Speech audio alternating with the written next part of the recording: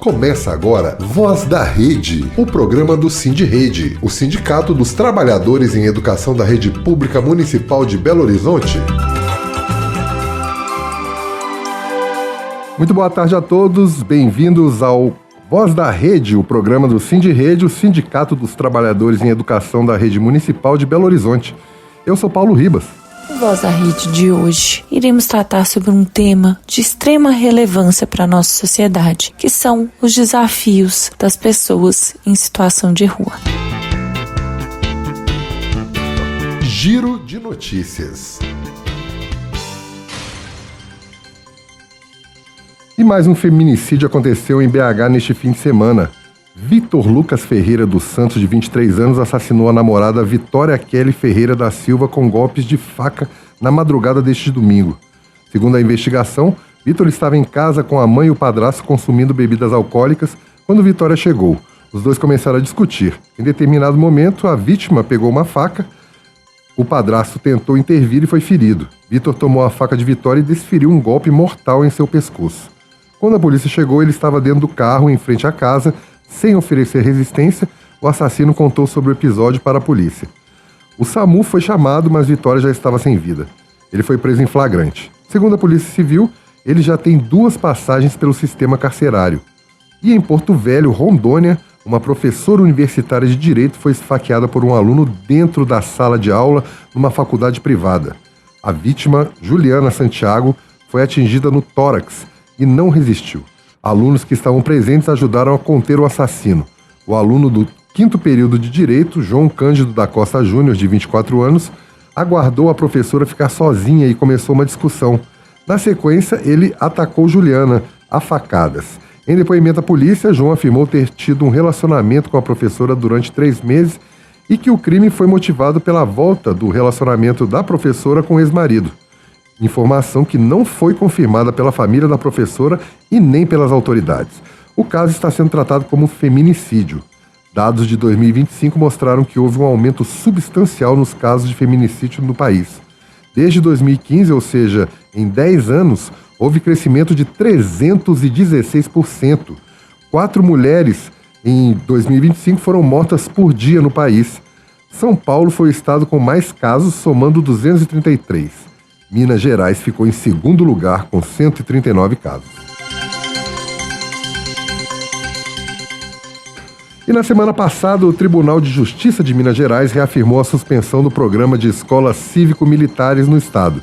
O Tribunal de Contas já havia ordenado a interrupção do programa, mas uma liminar estava autorizando a continuidade, alegando que o TCE estava extrapolando os limites constitucionais do controle externo. O tema é objeto de uma ação civil pública apresentada pelo Sindicato Único dos Trabalhadores em Educação, que não gostou nada dessa decisão. E quem não gostou nada dessa decisão foi o vice-governador Matheus Simões, que afirmou em coletiva de imprensa, durante a entrega de uma nova unidade do Colégio Tiradentes da Polícia Militar em Uberlândia, que não aceitará o que classificou como interferência indevida do Judiciário e dos órgãos de controle em decisões administrativas do Executivo. É bom lembrar que BH já possui uma unidade do Colégio Militar do Exército e mais de uma unidade do Colégio Tiradentes da Polícia Militar. A decisão de escolha por uma escola militar é das famílias, mas o Estado não pode obrigar que todas as escolas se tornem cívico-militares, uma vez que fere o que a Constituição dispõe. Em São Paulo e no Paraná, vários problemas estão sendo relatados em escolas com esse modelo, de erros de português a abusos sexuais e truculência gratuita cometidos pelos militares estão sendo denunciados. E por incrível que pareça, esses militares despreparados que estão trabalhando nessas escolas ainda recebem um salário maior que o dos professores. Em São Paulo, militares foram filmados cometendo erros básicos de português ao tentar ensinar ordem e disciplina para os alunos. No Paraná, um grupo de 9 meninas com idades entre 11 e 13 anos denunciaram um funcionário militar que teria tocado partes do corpo das crianças. Ele continuou trabalhando na escola e só foi desligado 2 anos depois. Em Mato Grosso, um diretor de escola cívico-militar foi afastado de suas funções no final da semana passada após denúncia de que estaria oferecendo transferências via Pix para que alunas lhe enviassem fotos íntimas. A educação é coisa séria e não pode sofrer esse tipo de ingerência. O problema da educação se resolve com investimento e valorização. Justiça de Minas determina paralisação imediata de operações da Vale em Ouro Preto após transbordamento de estrutura em mina. A decisão atende a pedido do Ministério Público Estadual e do governo, feito após o extravasamento de uma cava onde há deposições de rejeito e sedimentos.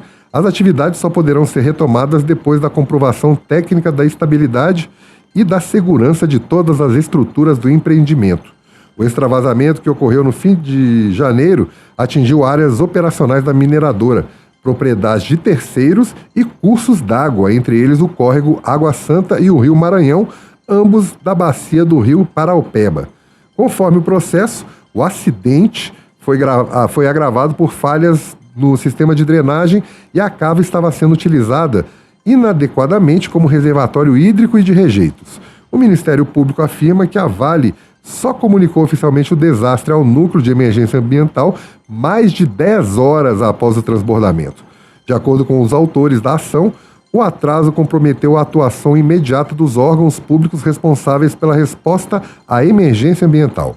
Vale lembrar que houve mais 2 extravasamentos de água e rejeitos logo após esse episódio de Ouro Preto.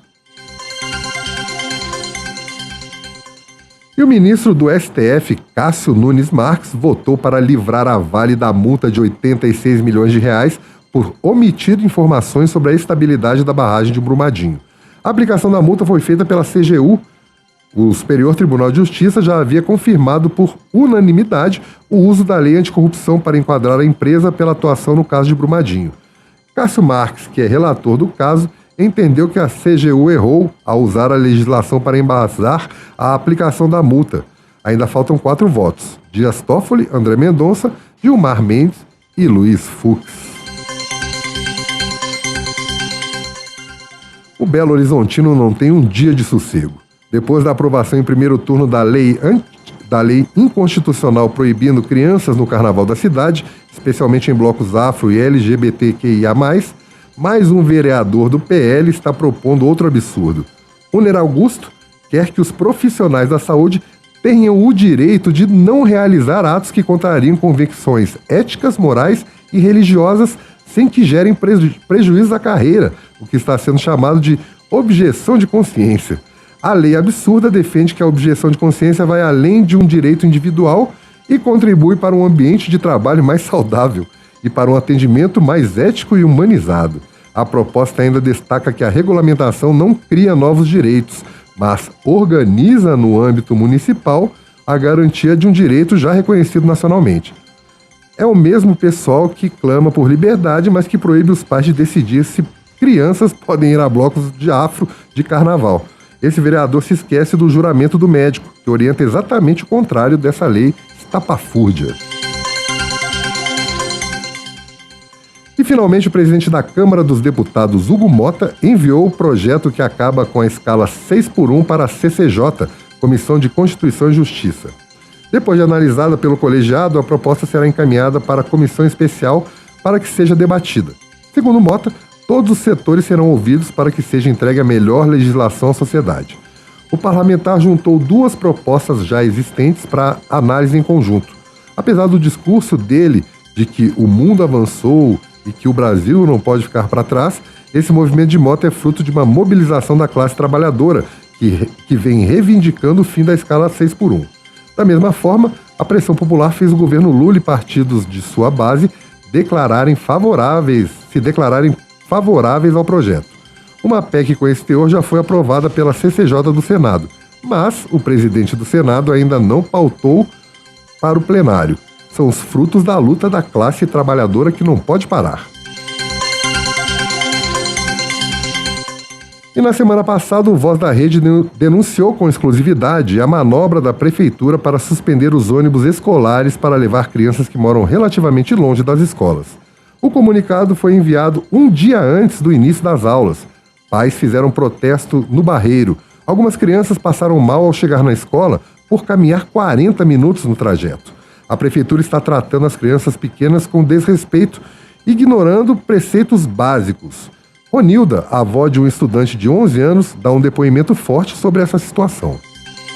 É longe demais, é muito fora de mão pra mim, sabe? Meu menino, ele nem tá querendo ir na aula mais por causa disso, que é muito fora de mão. Eu passei mal no meu caminho, né, filho? Eu quase desmaiei, minha vista escureceu, eu fiquei tonta. E é lá no bairro Piratininga, eu moro no bairro Santa Mônica, na gaveta da minha regional, que é longe demais. A minha escola antes era aqui no Batista, mas só que lá é só até quinta série.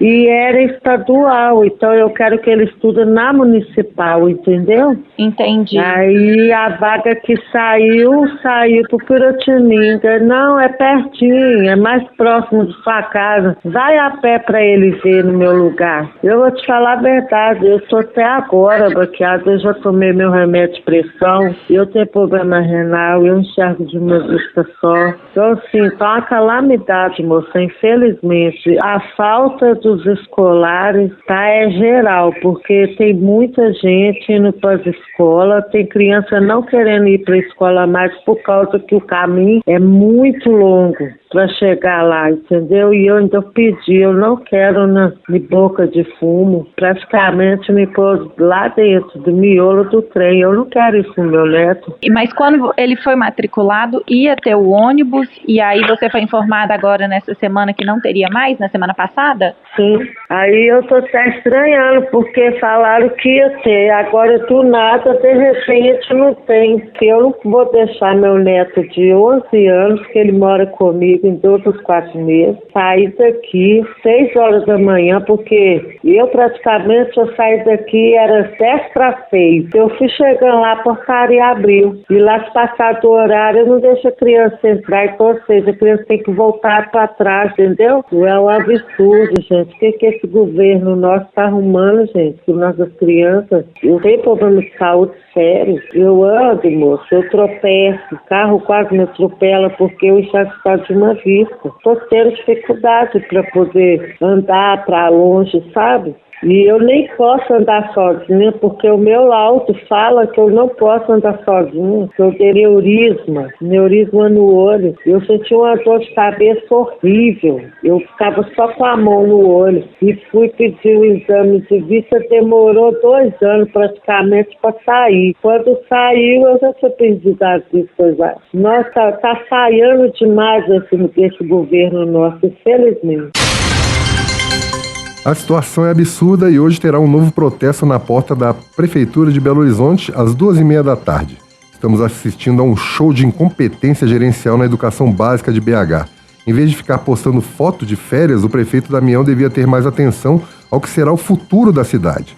Não adianta ficar colocando propaganda em ônibus, afirmando que a prefeitura cuida das crianças, e na prática acaba com o ensino integral, acaba com os escolares e distribui material de baixa qualidade, faltando itens básicos como denunciado por alguns pais de estudantes da rede municipal de ensino. Voz da comunidade.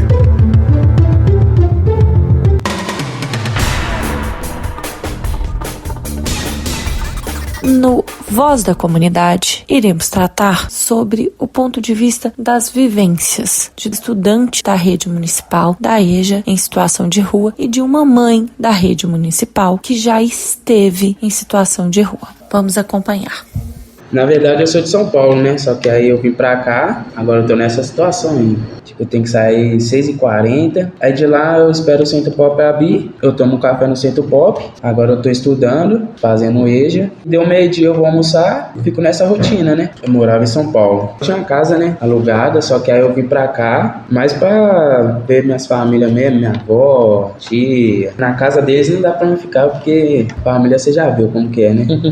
Eles ajudam, só que tem que falar um pouquinho. Aí eu prefiro ficar assim mesmo, por enquanto, tirar meus documentos, aí eu vou fichar. Tô estudando, não é bom demais, galera. Volta a estudar, hein? Os estudos nós conseguem tudo. Tem gente aqui que parece estar mais tempo, você acha que a maioria das pessoas está numa situação mais parecida com a sua? Tem diferentes tipos de pessoas, né? Tem pessoas aqui que estão mais de 5 anos, 6 anos. Eu mesmo tô há pouco tempo, tipo umas 3 semanas.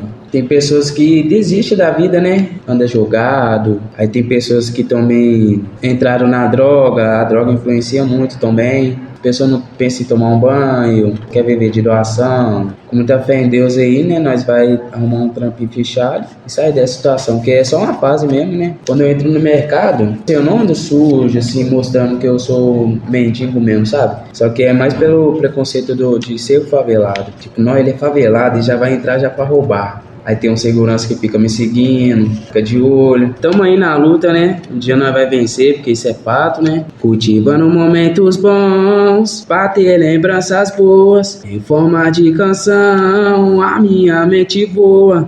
Tô boladão, preparado pra missão. Você tem uma semana aí abençoada e colocar seus planos todos na mão de Deus, que vai dar tudo certo. Boa tarde, Carol. Meu nome é Elisângela Aparecida da Silva. Você é mãe de uma criança da rede da educação infantil, certo? Eu tive as minhas duas filhas, Kimberly de 12 anos e a Sofia de 6. As duas estudou na rede infantil, tanto na EMEI Carlos Prato. Elas estão no municipal, mas já está no ensino fundamental. É o 2º ano e o 7º ano. Olha, para mim, na rede infantil, foi muito importante, né? Ajudou bastante. Porque na minha época, quando eu era criança, a gente não tinha esse ensino infantil. Na época parece que era só do fundamental para cima. E a gente não tivemos essa oportunidade, né, de estar estudando. Então eu vivia na rua junto com a minha mãe. A minha mãe era catadora de material reciclável, né? Hoje em dia não existe mais, já é falecida. Mas eu fiquei uma trajetória com ela na rua. Aí depois viemos para a associação, né, que hoje em dia é a Asmari. Eu trabalho dentro da Asmari, Associação dos Catadores de Papel. Dentro da Asmari tive essa oportunidade de estar colocando a minha filha no ensino infantil. Só que eu conhecia a escola antes de ser mãe, né? Eu já ia junto com a catadora que trabalhava nas mares, buscar os filhos dela, participava de algumas coisas lá com ela na escola, alguma conversa, né, entre mães. Mas para mim foi muito importante e ajuda a gente bastante, né? Porque não ter com quem deixar seu filho hoje te impede até mesmo de estar trabalhando. Agora, se você tem um local seguro, onde você sabe que seu filho vai estar bem cuidado o dia todo, tem aquelas pessoas ali para estar ensinando eles têm a alimentação deles certa durante o dia, que às vezes na rua você nem tem, muitas das vezes ficava até sem alimentar o dia todo, só comia quando ganhava alguma coisa. E, na sua opinião, essas políticas públicas, como por exemplo a da educação, ela é importante para poder auxiliar no processo de ressocialização dessas pessoas, de criação de oportunidades, né, para eles tentarem mudar essa condição? Olha, para mim sim, é porque eles precisam muito disso, né, oportunidades, ressocialização, precisa muitas das vezes de um acompanhamento, um psicólogo, um acompanhamento médico, até mesmo para estar cuidando a mente, né, deles, que às vezes está ali na rua, mas não tem aquele segmento, né, eu tenho que fazer isso, tenho que fazer aquilo. Está jogado no mundo, nas praças, não tem apoio de ninguém, não tem ninguém para poder auxiliar em alguma coisa. Então, essas políticas públicas ajudam, né, deveria ajudar até mais além, para poder eles voltar para seus familiares, para sua casa, para não ficar vivendo no mundo céu aberto, na rua, debaixo de viaduto, debaixo de marquises. Por dentro da questão. Agora, no Por Dentro da Questão, nós vamos dar sequência a essa temática. Hoje, tivemos 3 entrevistados que vão trazer diferentes olhares sobre os desafios da população em situação de rua. Primeiro, vamos conversar com o Cristiano, que é um pesquisador que estuda a condição desse grupo social. Depois, com a Raquel, que é uma defensora da Defensoria Pública de Minas Gerais, que vai falar um pouco sobre os marcos legais, as questões jurídicas que essa população enfrenta. Por fim, conversamos com o Rafael, que é um militante do movimento da população de rua, que vai tratar um pouco sobre a luta pelos direitos e também a sua própria vivência.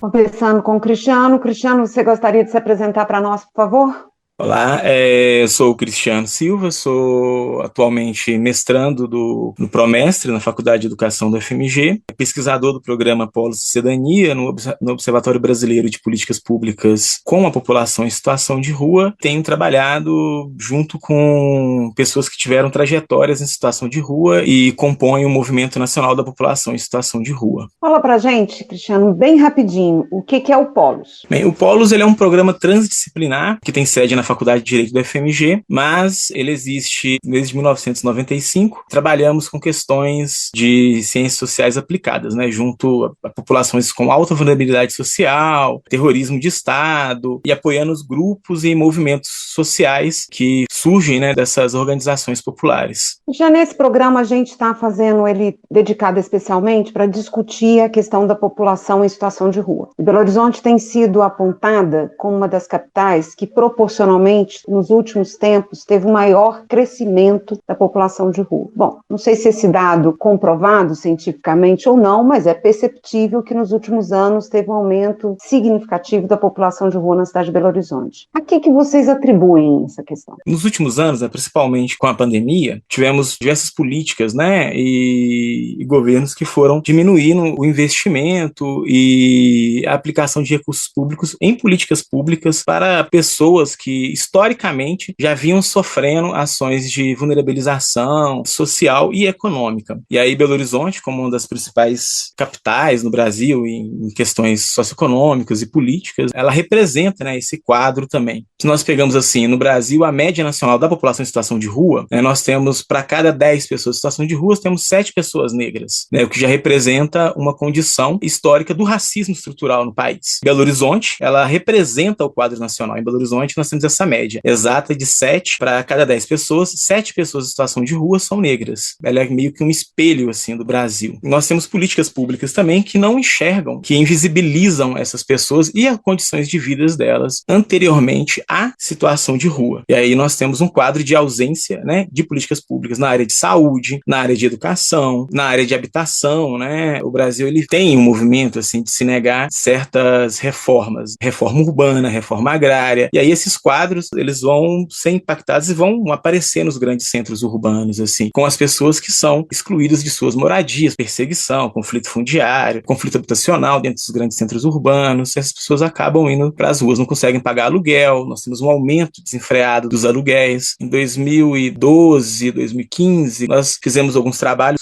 dando como exemplo, no aglomerado da Serra e no aglomerado de Santa Lúcia, onde acompanhamos algumas ocupações urbanas dentro da Serra provocado por pessoas que não conseguiam pagar mais o aluguel dentro da favela. E isso aí proporcionado por um quadro de aumento do aluguel a partir do investimento público na retirada de residências do aglomerado da Serra, por exemplo, e essas pessoas não acessavam a política pública de moradia, né? Então, algumas políticas públicas que não são voltadas para as pessoas. E aí isso reflete diretamente no aumento da população em situação de rua a longo prazo, assim. Qual que é a estimativa hoje? Vocês têm um quadro? Qual que é o número de pessoas em situação de rua em Belo Horizonte? O último levantamento, que é o de dezembro, Belo Horizonte tem em torno de 15.474 pessoas. Esse levantamento foi do boletim de janeiro, né, que nós fizemos. Ele é retroativo a dezembro de 2025. O que acontece com os dados? Os dados, nós utilizamos os dados do CadÚnico, que é do SUAS. Esses dados, eles não têm necessariamente uma precisão, porque também várias pessoas em situação de rua não têm conhecimento das políticas públicas que podem acessar para minimizar essa condição que eles estão vivendo no momento. Então, a expectativa é que tenha em torno de 20% a 30% a mais de pessoas em situação de rua. Um outro problema que nós temos no Brasil, e é uma briga antiga, né? 20% a 30% a mais do que esse dado oficial, é isso? Do que esse dado oficial. Do levantamento que nós fazemos dentro do CadÚnico, do cadastro. A expectativa é que nós temos dados mais expressivos a partir de um censo, que nunca foi realizado no Brasil. Assim, houve uma tentativa e algumas tentativas de censos municipais, mas a nível de Brasil, não. A gente costuma bater na tecla que no Brasil se sabe a quantidade de cachorros na rua, a quantidade de cabeças de gados que existe, e não se sabe a quantidade de pessoas em situação de rua. Tamanha o nível, assim, né, de invisibilização que as pessoas em situação de rua sofrem, assim, dentro do país. E isso reflete como que o Brasil tem uma dívida histórica com essas pessoas, né?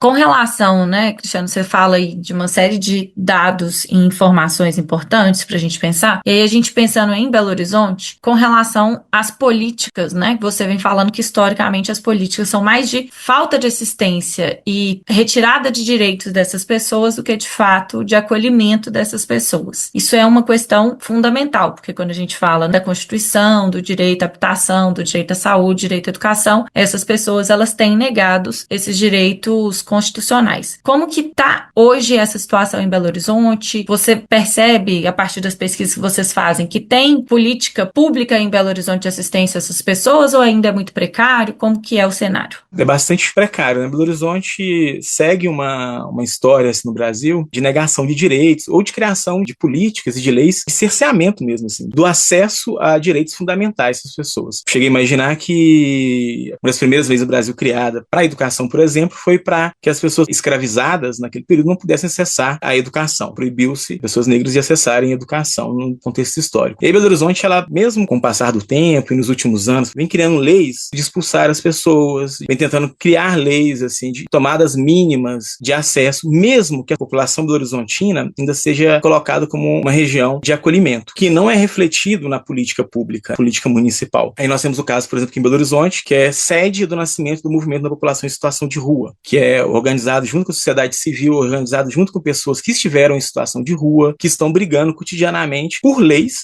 que lhe proporcionem dignidade humana, acesso à moradia, acesso à educação, acesso à alimentação. Só que o que nós vemos aqui é o contrário. Denúncias, por exemplo, assim, de abrigos com percevejos, ações restritas de entrada das pessoas, leis, por exemplo, assim, que não acolham as pessoas em horários que possibilitem elas a chegar nos abrigos, por exemplo. A quantidade de abrigos não é suficiente. Nós não temos ações na área de educação, por exemplo, que acolha totalmente essas pessoas. Se a gente parte para a assistência social, desde 2010 tem uma pesquisa realizada pela assistência social da PUC Minas que falava que nós deveríamos ter o dobro de CRAS em 2010. Então, nós temos leis aqui que estão muito mais preocupadas não em dialogar e resolver o problema da população da situação de rua, e sim de invisibilizar mais ainda, ou de expulsar as pessoas da cidade, muito menos do que leis que acolham e que transformam socialmente e economicamente o modo de vida dessas pessoas. Então, Cristiano, você falou sobre a questão da desigualdade racial, como que a desigualdade racial estrutural no Brasil impacta também a situação das pessoas em situação de rua. Como que você interpreta esse número no contexto de Belo Horizonte? De que forma que o racismo estrutural se manifesta como um mecanismo central que leva a população negra a ser a população com o maior número em situação de rua? E isso ser de uma forma desproporcional. Interessante pensar sobre isso, porque o Nego Bispo, né, ele traz uma reflexão interessante sobre Belo Horizonte, que Belo Horizonte é uma cidade, uma capital, que não contém quilombos. Belo Horizonte é um quilombo. A cidade de Belo Horizonte foi criada dentro de quilombos aqui, né, que já existiam aqui. É uma cidade que nasce violentando direito à moradia das pessoas recém-libertas no contexto de criação da capital. E aí, nós vamos pensar que, historicamente, as pessoas elas foram sendo expulsas, foram sendo jogadas para as margens da grande, pensando enquanto cidade planejada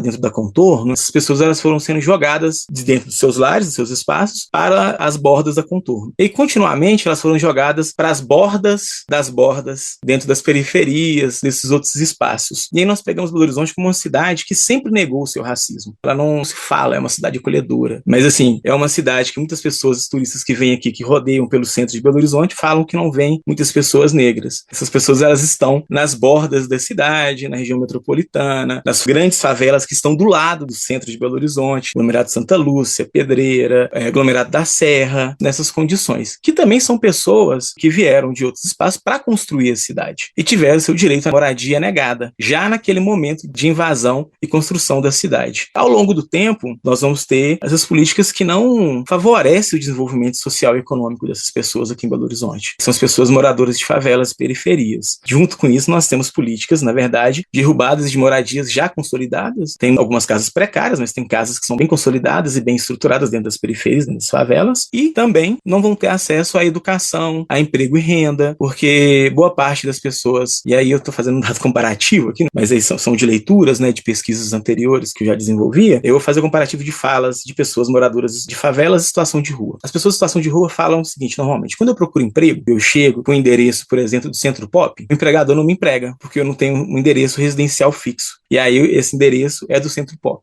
E aí nós temos várias pesquisas anteriores, dentro de favelas, moradores de favelas falam o seguinte, quando eu procuro emprego e eu coloco o endereço do beco, eles não me empregam, porque eu moro no beco. Então, são condições similares, mas voltadas para o mesmo tipo de pessoa, com o mesmo perfil, negra, sem uma residência própria, são pessoas que são excluídas socialmente do direito à moradia, do direito à educação, do direito à economia, do direito à vida. E aí, quando a gente pega Belo Horizonte com um quadro de vereadores que representam uma fala conservadora no sentido de manter um poder, que é um poder da hegemonia do homem branco, hétero, normativo, dentro da sociedade, a gente vai perceber que é um quadro já pensado para políticas que não favoreçam o desenvolvimento com a sociedade e com a vida. E aí, de uma maneira maior, assim, de transformação da sociedade para a classe trabalhadora. Pensar todo esse grupo como uma classe trabalhadora que está ali desenvolvendo e construindo a sociedade a partir da base. Na verdade, é uma situação que se retroalimenta. A população de rua não tem,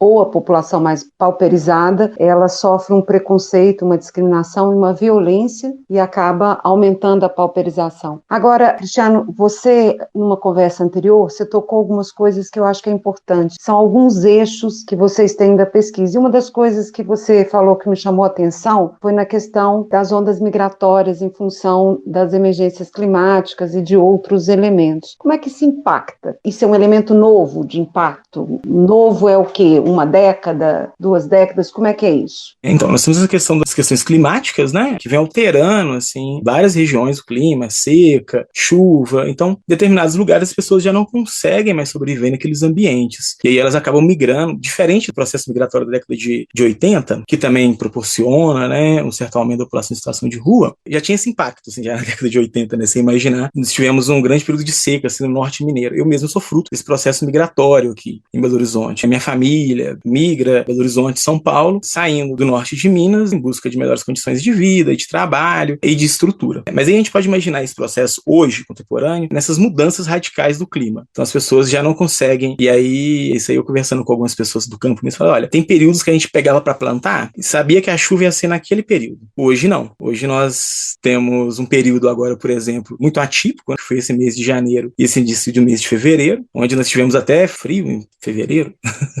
Sinceramente, eu não lembro de frio em fevereiro. Frio em janeiro, eu não lembro, não estou lembrado desse, assim. E aí nós temos também os conflitos fundiários, que é o avanço de grandes fazendeiros, irregular, falta marcos regulatórios. Nós temos uma guerra acontecendo, uma invasão ocorrida pelos Estados Unidos num país vizinho, que faz aumentar também essa violência de outro país com o país vizinho. Respalda no Brasil, porque o Brasil ainda assim ele é um país visto como um país acolhedor, como um país que tem condições econômicas, de emprego. Então, esse fluxo de pessoas acaba deslocando para o Brasil. As grandes capitais têm a tendência de receber, mesmo que seja minimamente, essas pessoas. Hoje nós temos algumas regiões aqui em Belo Horizonte de acolhida, assim, para algumas pessoas que chegaram e que chegam desses fluxos, né? Venezuela, Bolívia, também vindo para o Brasil. Haiti também teve um momento pesado. O Haiti foi em 2000, Contagem recebeu bastante, na verdade. Aqui em Belo Horizonte, eu sei que tem um centro de acolhida aqui na Vila Pinho, de uma comunidade indígena. É porque no caso é dos Guaraus, né, venezuelanos. Isso.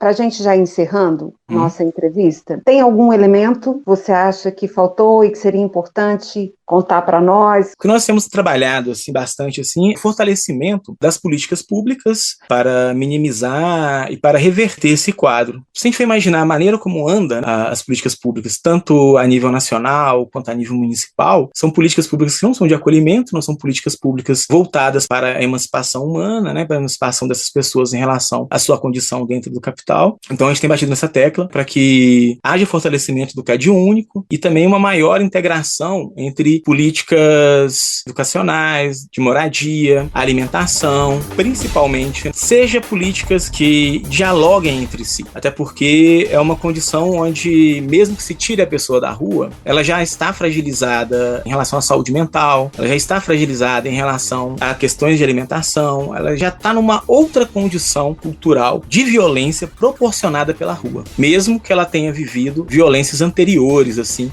que a levou para a rua também. É isso, a gente agradece muito, lembrando, como é a tônica do nosso programa, que problemas sociais que atingem a classe trabalhadora, porque não se esqueçam, e as pessoas que estão em situação de rua é parte da classe trabalhadora, né? Que vive numa situação de desemprego, mas ela é classe trabalhadora, porque ela só tem a força de trabalho como a sua forma de sobrevivência, não é com repressão, porque não é culpa. A responsabilização e a culpabilização e as tentativas repressivas de acabar com as pessoas em situação de rua não resolvem, porque as pessoas não têm como escapulir. Você pode tirar de um lugar de mais visibilidade na cidade e esconder em outro, mas não tem como acabar com as pessoas com medidas repressivas, né? Precisam de políticas públicas que de fato resolvam o problema. Bom, a gente agradece muito, Cristiano, esperamos contar com você em outros momentos. Eu que agradeço pelo convite. A gente conversou no programa com um pesquisador do Polos da UFMG, e aí ele traz um pouco a dificuldade de ter marcos regulatórios legais e políticas públicas que de fato acolham e protejam essas pessoas. Inclusive citando que muitas das vezes os marcos legais eram exatamente para oprimi-las, invisibilizá-las e expulsá-las dos grandes centros urbanos. Um pouco sobre isso, o que você pode dizer nesse momento com relação aos marcos legais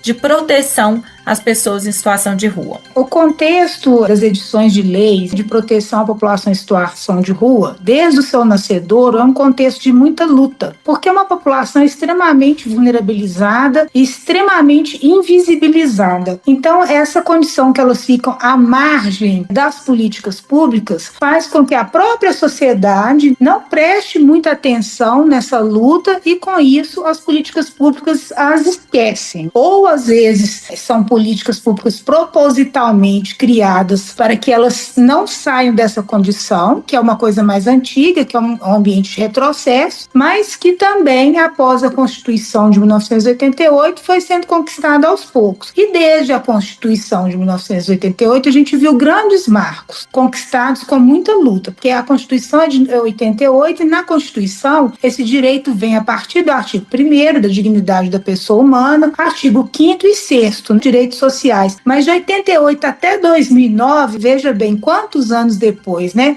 é que foi feita uma política nacional das pessoas em situação de rua pelo decreto, não é nem uma legislação específica, é o decreto 7.053 de 2009. Esse decreto é que caracterizou esse grupo de pessoas como um grupo heterogêneo de pessoas que vivem em logradouros públicos, em áreas degradadas, com vínculos familiares rompidos e fragilizados. Mas qual que é a atenção maior desse grupo de pessoas? É um grupo bastante heterogêneo. Então, nesse grupo nós temos crianças, adolescentes, pessoas LGBTQI, nós temos idosos, pessoas com deficientes, grupos de pessoas indígenas, quilombolas, de população tradicional de uma maneira geral, e todas elas marcadas por essa questão mesmo de estarem em condição de rua. Então são várias vulnerabilidades convivendo junto. Então é até difícil também para a política pública fazer um acolhimento que alcance todos esses grupos. Então qual que seria a melhor solução? Primeiramente, ouvir essas pessoas em situação de rua. E diante da dificuldade de isso acontecer e da questão delas estarem à margem desde então das políticas públicas, elas são cada vez mais invisibilizadas. Então, Raquel, você disse da dificuldade de mapear a população em situação de rua, né, pela questão da vulnerabilidade. O nosso entrevistado anterior, ele falou que existe uma expectativa nas pesquisas de que pelo menos ocorre um aumento de 20% da população registrada em relação à população real, o que identifica a questão da vulnerabilidade dessa população, como você bem destacou. Como que você identifica na atuação da Defensoria as múltiplas discriminações que se cruzam nas pessoas que vivem na rua e criam barreiras específicas de acesso aos direitos? São inúmeras, né? E essas barreiras são identificadas a partir do momento em que essa pessoa ela vai para a rua. Vou dar um exemplo de atendimentos da Defensoria Pública, sem destacar nominalmente, é claro. Então, tem pessoas que nos procuram que muitas vezes não tem nenhum problema relacionado, a não ser a questão mesmo da moradia e do abrigamento, que não tem nenhum problema, a princípio, relacionado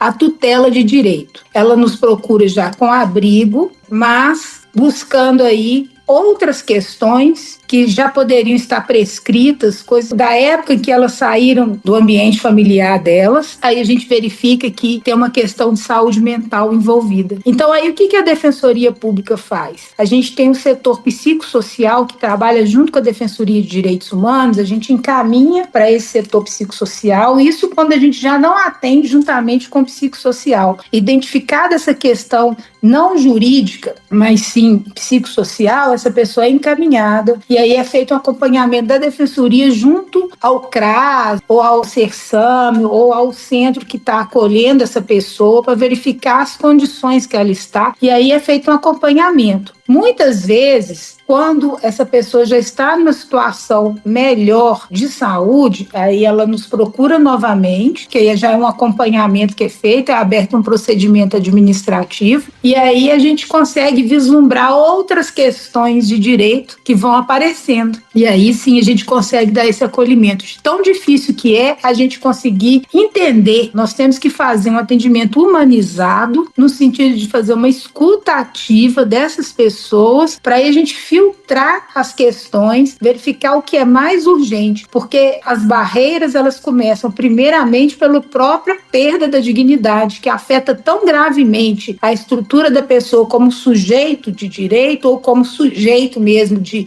individualizado, que ela não se enxerga como um ser humano. Então ela não consegue vislumbrar o grau de vitimização que ela se encontra e de vulnerabilidade. Para a gente atender, a gente tem que dar uma suspendida, né, nesse caráter primeiro, para depois a gente começar a fazer o atendimento até jurídico. Porque são muitas as dificuldades, por exemplo, relacionada à questão de raça, discriminação pela homofobia também é muito grande, violência policial, recolhimento de pertença, porque vamos supor, quem que vai identificar se aquilo que eu ando dentro da minha mochila seria um lixo ou não? Seria a zeladoria da prefeitura? A partir de quais critérios? Então, por isso é importante que a prefeitura tenha equipamentos que vá ao encontro da pessoa em situação de rua, mas não como instrumento opressor, mas sim como de acolhimento, porque dificulta, muitas vezes, o trabalho do próprio técnico, do gestor. Então, a gente tem que acompanhar todas essas nuances. Então, a partir disso que você disse, né, da questão dos preconceitos, da dificuldade de entendimento, dos vários elementos que atravessam o motivo pelo qual uma pessoa se torna uma pessoa em situação de rua, quais são as principais barreiras de acesso à justiça que você entende que essa população enfrenta e quais são as ações intersetoriais que você considera mais urgente para garantir a dignidade e a cidadania, indo além da assistência emergencial? Primeiramente, a educação em direitos, tanto da população em situação de rua, como a população em geral, para quebrar esse paradigma do preconceito. Porque, infelizmente, o preconceito é a primeira barreira. O preconceito das pessoas acharem que a pessoa está em situação de rua porque ela quis sair da casa dela. Muitas vezes aconteceu situações econômicas, sociais, financeiras, de saúde, que a colocaram nessa situação e ela não consegue mais se desvencilhar daquele círculo e ela não consegue se restabelecer e ter autonomia. Essa é uma primeira barreira. As outras barreiras são de acordo com cada grupo em que está inserida essa pessoa em situação de rua. Vamos supor, mulher em situação de rua, ela perpassa a questão da violência doméstica, sim. Muitas vezes a menina, a adolescente ou até a mulher, ela sai de casa com os filhos por causa da questão da violência. Muito difícil ser só a questão de saúde mental, mas tem também. E depois que ela sai, ela tem o adoecimento mental, conforme eu já falei anteriormente. Outra questão, criança e adolescente, muitas vezes sai de casa em busca de uma condição de vida melhor, ou muitas vezes ela é alvo de agenciadores, de outras pessoas, aí já entra outras questões relacionadas até mesmo ao tráfico de pessoas ou a utilização dessa pessoa para o trabalho análogo à escravidão, trabalho infantil, então já entra outras questões aí. Então temos também adolescente que comete algum ato infracional, quando ele é liberado ele não volta, não é aceito mais dentro da casa dele, então ele vai para a rua. Então ele continua naquele vínculo de infopé. E aí ele é aliciado muitas vezes pelo mundo das drogas. E no sentido assim de ser trabalhador do tráfico. Então é um aliciamento que ele sofre. E ele nem tem noção disso que está acontecendo com ele. Isso também acontece. Outra questão também, adolescente, criança e adulto LGBTQIA+,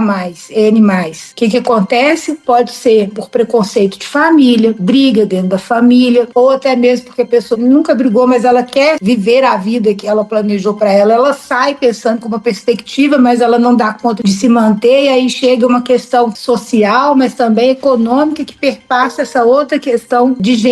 Tem a questão puramente financeira, Famílias inteiras, muito observado durante a pandemia. Na pandemia, famílias inteiras foram para as ruas de Belo Horizonte porque não dava conta de pagar o aluguel, porque muita gente ficou sem emprego, muitas coisas fecharam as portas, né? Muitos empreendimentos. Então, muitas portas de empregos foram fechadas. E as crianças, muitas vezes, e adolescentes que frequentavam escola, tinha merenda na escola. No caso de Belo Horizonte, até esse restabelecimento da merenda foi rápido, mas em outros municípios grandes não foi. E essas pessoas foram para as ruas para pedir comida, pedir mendicância. Esse foi um fator de aumento também. Outra questão é a saúde mental. Outra questão também que a gente verifica em Belo Horizonte é o caso das pessoas indígenas, venezuelanas, migrantes Uarau, que são pessoas que vêm para o Brasil, vêm para Belo Horizonte, são migrantes e são refugiadas, mas são indígenas. Então são 3 vulnerabilidades aí, mais a rua. E elas não se entendem muitas vezes em situação de rua, porque para elas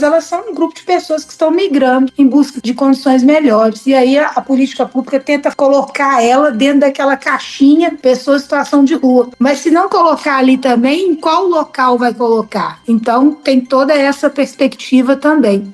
Nós estamos chegando ao fim, Raquel, aí a gente queria saber, você tem mais alguma coisa que você gostaria de colocar com relação a esse tema, o acesso à justiça, ou mesmo a forma de atuação que a justiça pode fazer para garantir a dignidade dessas pessoas? Eu acho que pensar em atendimento da pessoa em situação de rua não é pensar o direito de uma forma hermética, como foi feito ou como é feito para outros tipos de acesso a direitos de outros grupos. Justamente porque ele tem uma interdisciplinariedade muito grande. Então aí é uma atuação em rede, é uma atuação articulada com educação, saúde, social, psicológico, dentro das próprias instituições, entre as instituições, entre os poderes, entre as federações, né, Estado, União e municípios. Então tem que ser uma política articulada, porque muitas vezes, né, para ser uma política de Estado, igual você colocou muito bem, às vezes essa desarticulação entre os governantes da vez já faz com que haja um retrocesso. Agora imagina uma articulação de grande monta, igual é o caso dessa política pública. Até por isso mesmo tornou-se uma ação de emergência estruturante. É uma política estrutural, por isso a DPF foi julgada nesse sentido. Então tem que ser uma atuação assim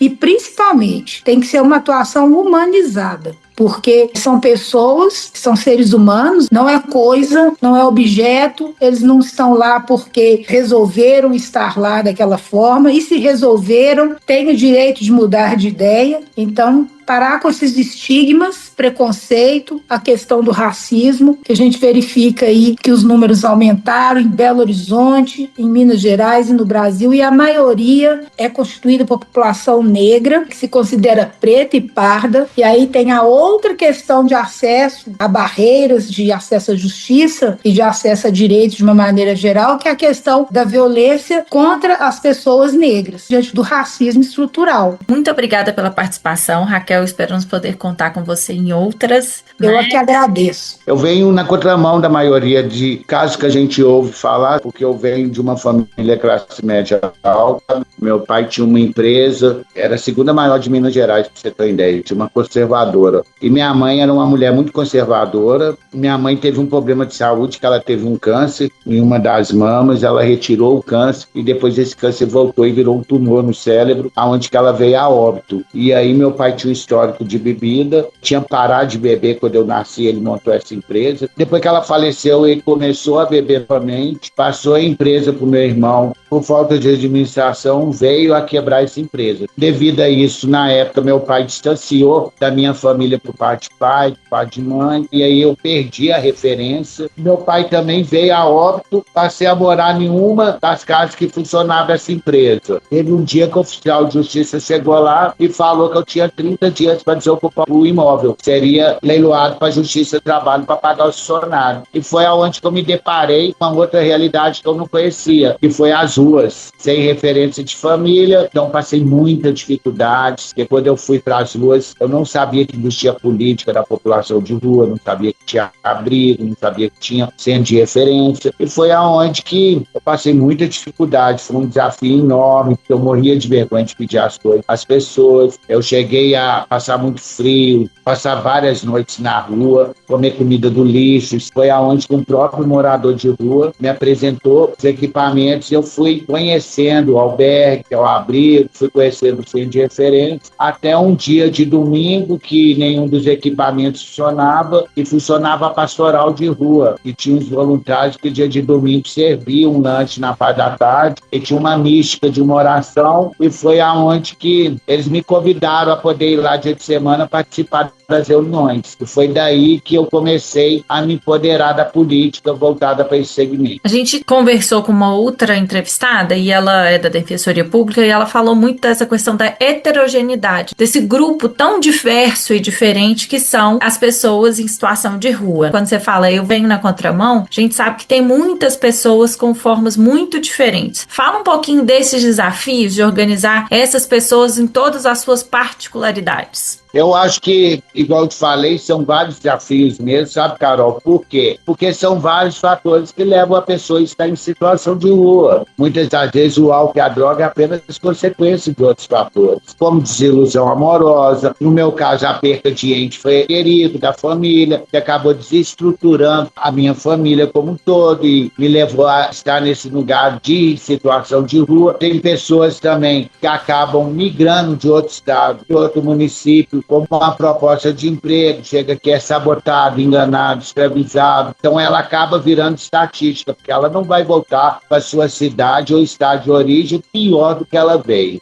Então, a gente não pode generalizar uma situação onde que todo mundo está na rua porque quer, todo mundo está na rua porque usa droga, é alcoólatra, porque não quer trabalhar, e as coisas não são bem assim. Eu acho que o primeiro passo é a gente entender o indivíduo e a sua realidade. Eu acho que é o começo de tudo para que a gente possa realmente traçar uma política que vai realmente fazer a diferença na vida dessa pessoa. Além do primeiro passo, que é esse, eu acho que ele, continuando com o primeiro passo, que é fundamental e que fez toda a diferença na minha vida, principalmente de mudar a chave, foi a acolhida e estudo, que faz parte desse processo de entender a realidade de cada indivíduo. Você falou aí de vários motivos que levam as pessoas para a rua, né? E é bom a gente destacar que não é só quem vem de fora, né? Que não é mandar cada um, porque agora tem essa história, né? De mandar de volta para as suas cidades, que não é assim que funciona, né? Porque as pessoas são de Belo Horizonte, as pessoas são daqui. Belo Horizonte é a capital do estado, então é natural que as pessoas migrem para cá. Mas a gente também tem um processo de pessoas que eram trabalhadores e que perderam o emprego, não deram mais conta de pagar o aluguel e que foram para a rua porque não tinha mais onde estar. Mas conta pra gente um pouquinho aí dessa acolhida. O que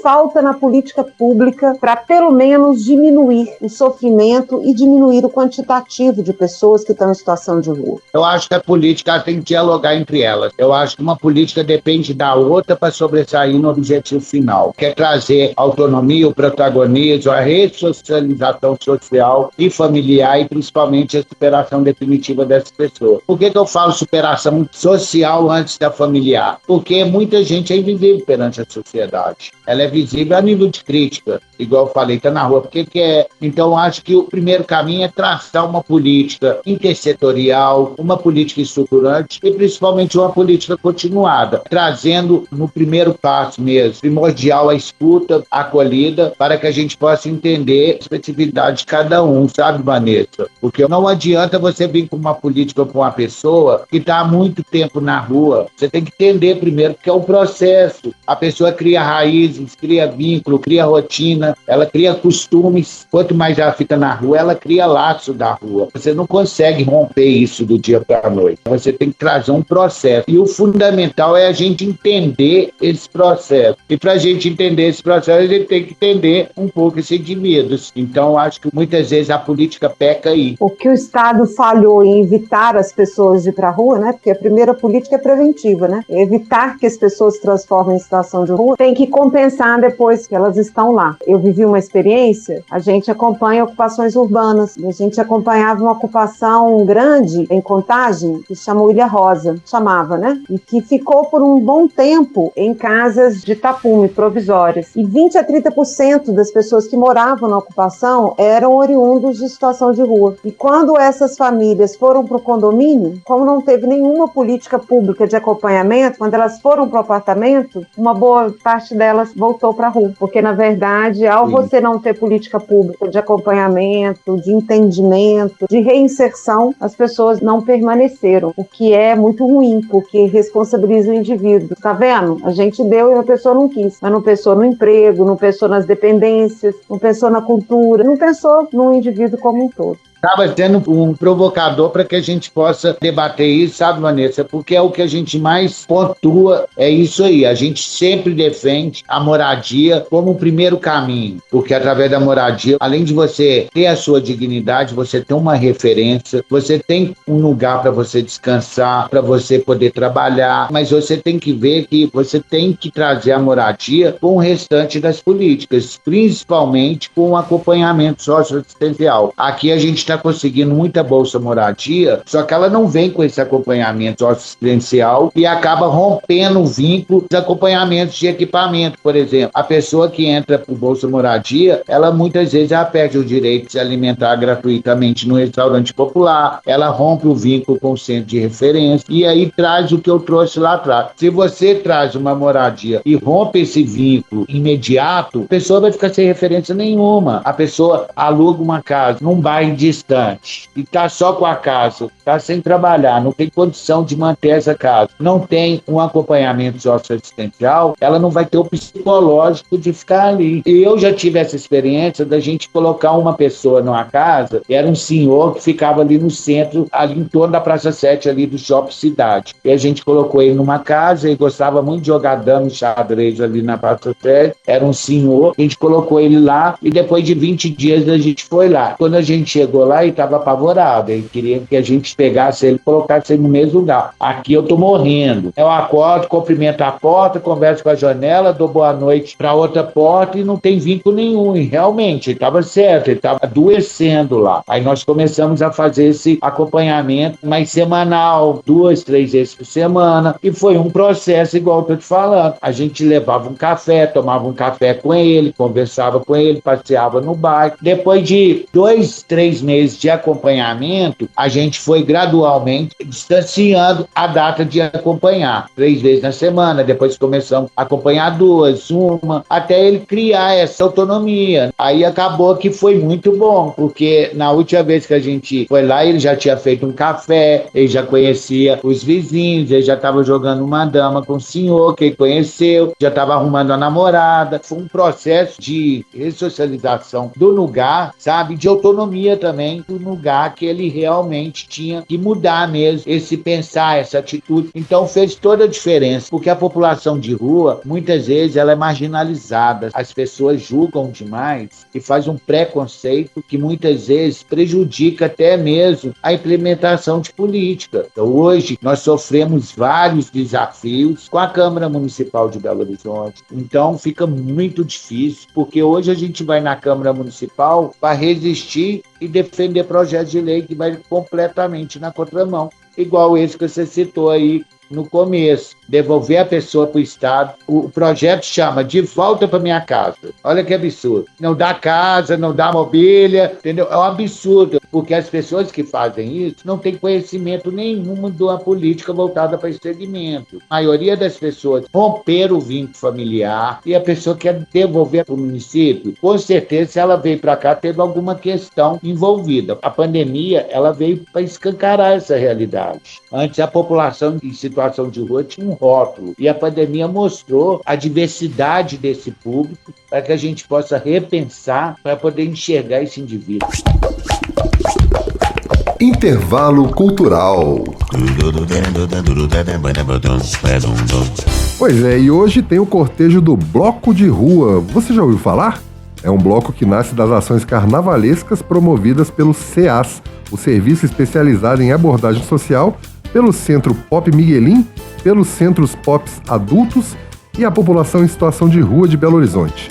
Mais do que um bloco de manifestação festiva, ele se consolidou como um movimento de valorização cultural, visibilidade social e protagonismo da população em situação de rua, reafirmando o direito à cidade e à alegria como expressões legítimas de cidadania.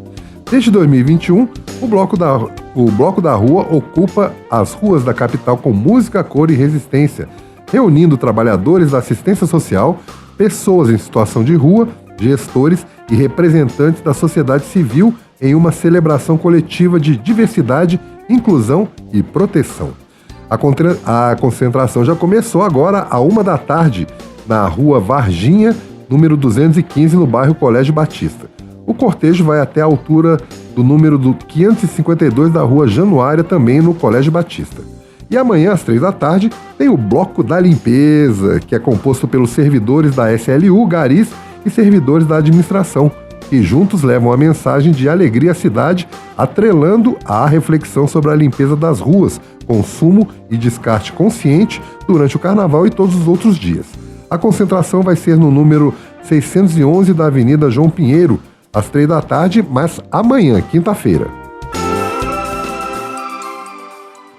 E chegamos ao final do Voz da Rede. Se você não conseguiu acompanhar todo o programa ou o programa anterior, procure por Cindy Rede no SoundCloud, no YouTube Music, no Amazon Music, no Deezer ou no Spotify. E logo estaremos no Apple Music também. Quem quiser fazer contato com a gente para fazer sugestões ou críticas, mande uma mensagem para o WhatsApp no número 31986219412. Repetindo, 31986219412.